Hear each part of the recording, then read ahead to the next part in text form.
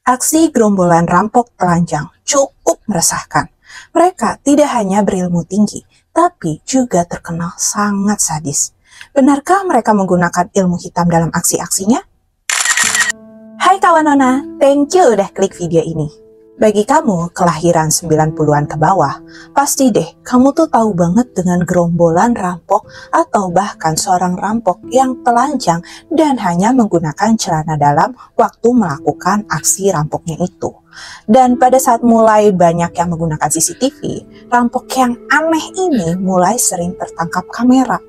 Tapi seringkali walaupun sudah tertangkap kamera, rampok ini tuh masih bisa lolos dari kejaran aparat kepolisian. Waktu Nona kecil dengar berita kayak gini tuh, ya Nona tuh bertanya-tanya gitu. Kenapa mereka tuh harus tidak menggunakan pakaian?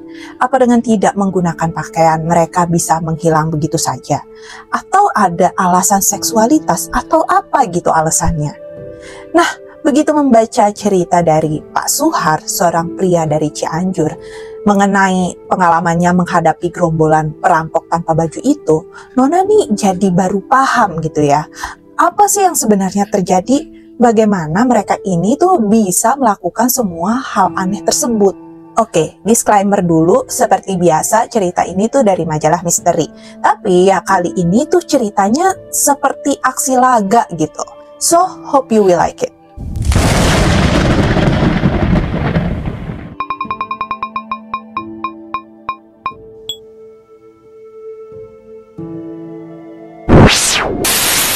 Malam itu, Pak Suhar dan teman-temannya tengah melakukan ronda malam. Maklum aja, di kawasan sekitar tempat tinggalnya Pak Suhar ini, tuh udah beberapa waktu belakangan sering terjadi aksi kejahatan. Mulai dari sekedar maling ayam, sampai perampokan dengan modus yang lebih besar. Oke, di sini kita akan panggil Pak Suhar dengan Suhar aja ya, biar lebih mudah, karena di sini cukup banyak nih tokoh-tokohnya.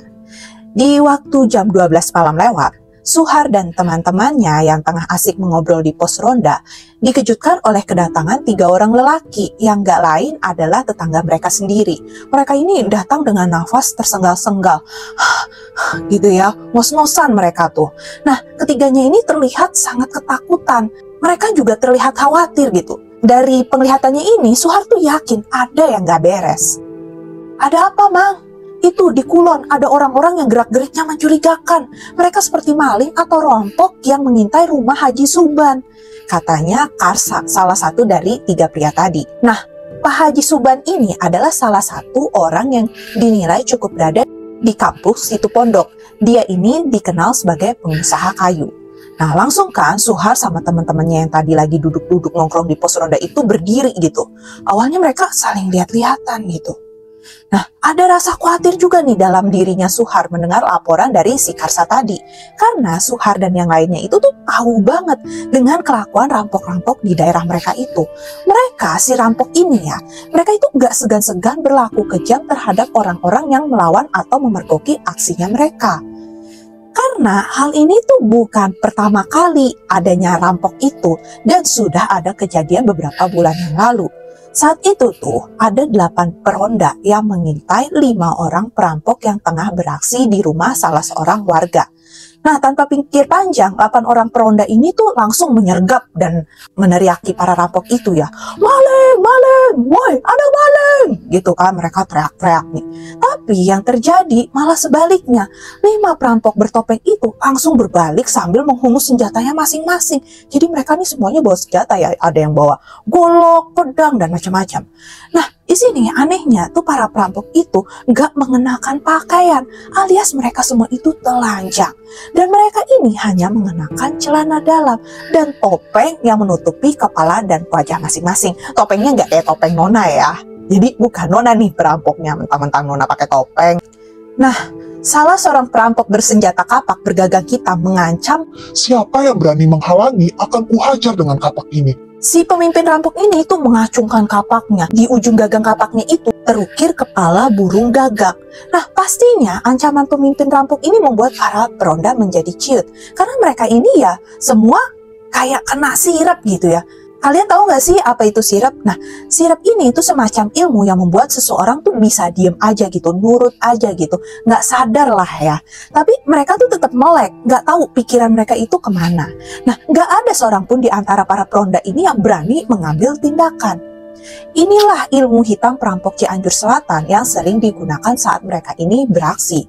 Selain dikenal memiliki ilmu kebal, perampok-perampok ini juga memiliki ilmu sirep yang mampu membuat nyali setiap orang yang menghadapi mereka ini ciut dibuatnya. Mereka juga bisa membuat penghuni rumah tertidur pulas saat mereka ini beraksi. Jadi mau ada puting beliung, mau ada gempa bumi, kebakaran, kalau udah kena sirep mah ya tetap aja mereka nggak bakalan bangun. Terbukti pada para peronda yang memergoki aksi perampok ini, mereka hanya berdiri pandang-pandangan, lihat-lihatan, tapi nggak ngapa-ngapain, diem aja. Nah, sesaat kemudian, pemimpin rampok itu berteriak memerintahkan anggotanya untuk menyerang gitu kan. Dan terjadilah hal yang lebih aneh lagi. 4 orang perampok itu bergerak cepet banget ya. Gerakannya ini melebihi kecepatannya manusia. Satset gitu ya. Nah, mereka ini seperti gak melangkah. Tapi tiba-tiba tuh mereka udah ada di depan para peronda. 2 kubu berlawanan ini pun saling berhadapan. 4 orang rampok itu dengan goloknya itu tuh mereka udah siap tebas menghadapi 8 peronda yang hanya membawa kayu pemukul. Yang gak sebanding lah ya, walaupun mereka ini kalah jumlah, perampok ini kan pakai senjata tajam kan. Dengan sisa keberaniannya, seorang peronda tuh berteriak gitu ya, meminta teman-temannya untuk mengelilingi para perampok itu.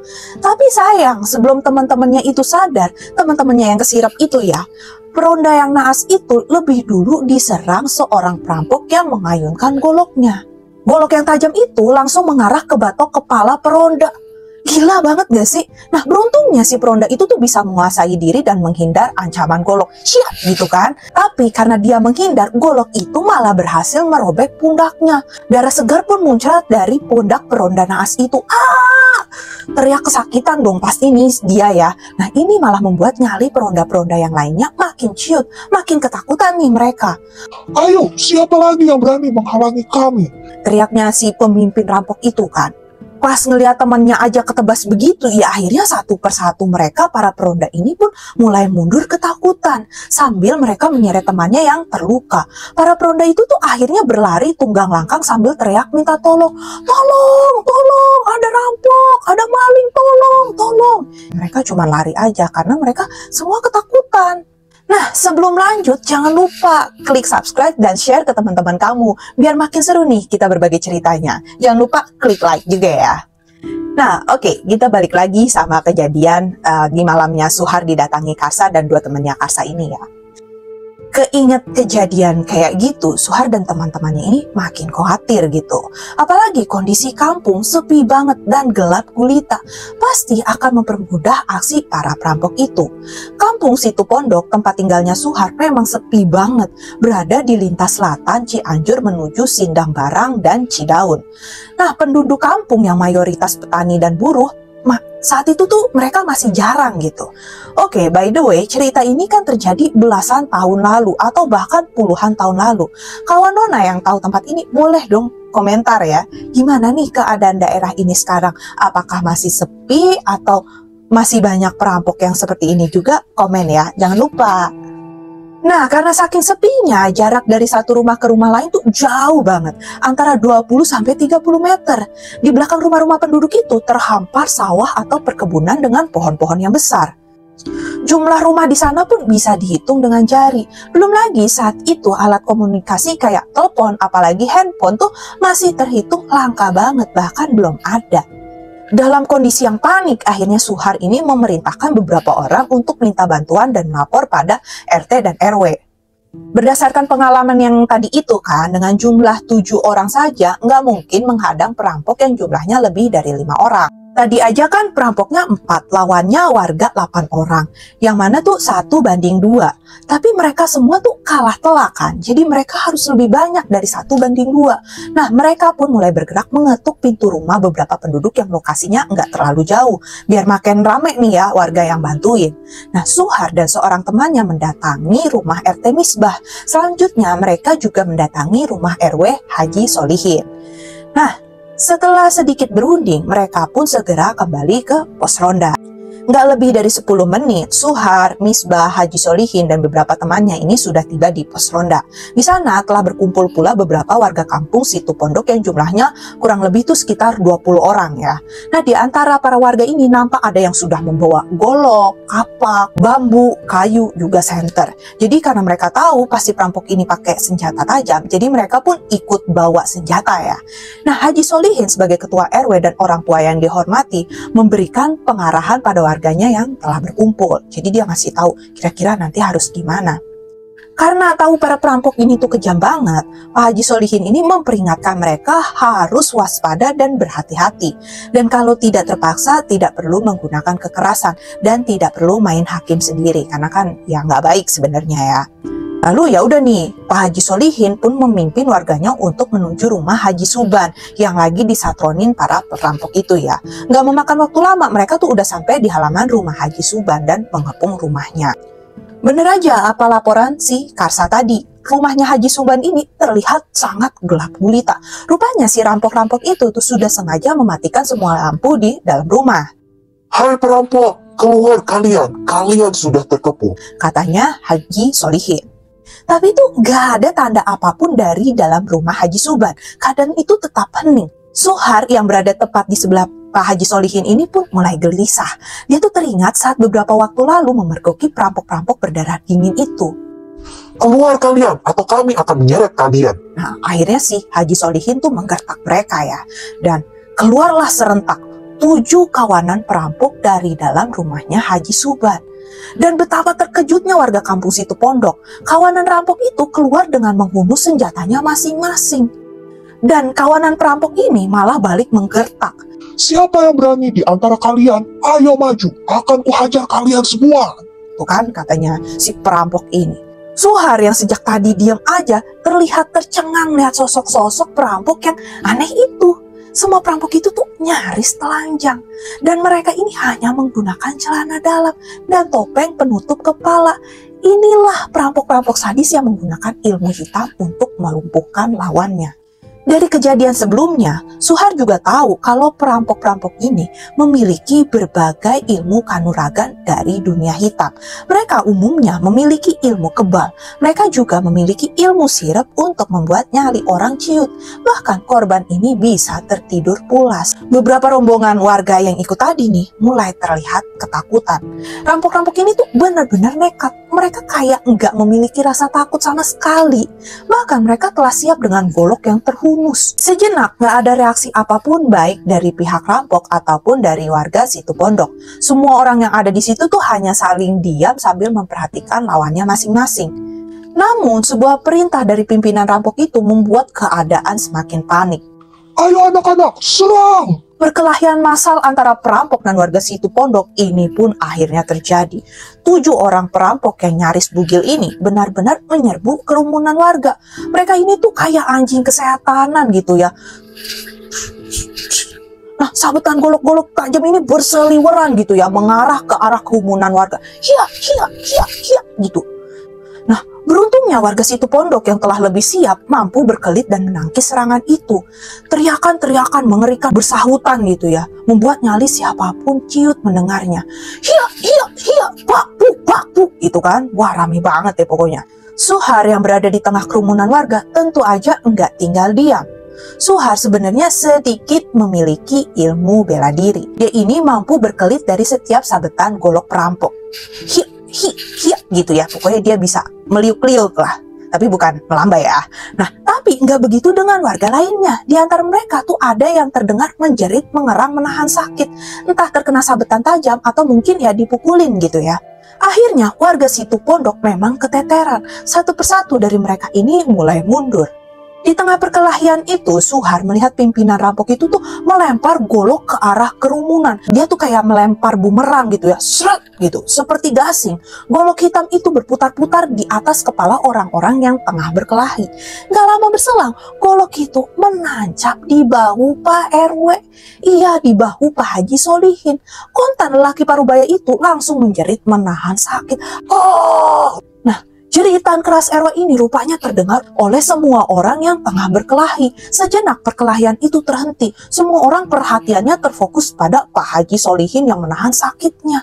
Golok itu tuh menancap di bahu Pak Haji Solihin hampir setengahnya. Sakit banget ya pasti itu. Ayo, siapa yang mau mati? Maju kalian. Teriaknya si pemimpin rampok itu lagi. Tapi warga situ pondok kayaknya memang tidak mungkin menangkap perampok-perampok yang nekat itu. Yang mereka ini siap mati. Di tengah kebingungan warga, pimpinan rampok itu berteriak memerintahkan anak buahnya untuk segera pergi. Dan sekali lagi rampok itu bebas berlari menembus kegelapan kebun di belakang rumah Haji Suban. Gak seorang warga pun yang berani mengejar rampok-rampok kesetanan itu. Ya serem banget lah, siapa yang berani? Istilahnya ketua warga situ pondok ini kan Pak RW alias Pak Haji Solihin. Di sini aja dia udah ketancap sama golok kan. Nah akhirnya Suhar dan warga yang kebingungan bergegas membawa Pak RW dan beberapa orang yang terluka ke rumah terdekat. Beruntung golok itu nggak sempat menembus tulang iganya Pak RW. Beruntung juga nggak ada warga yang menjadi korban. Hanya beberapa aja ya yang terluka akibat sabetan golok. Malam itu juga Pak RW alias Pak Haji Solihin dan korban lainnya akhirnya dilarikan ke rumah sakit terdekat sambil mereka ini melaporkan peristiwa itu kepada aparat kepolisian.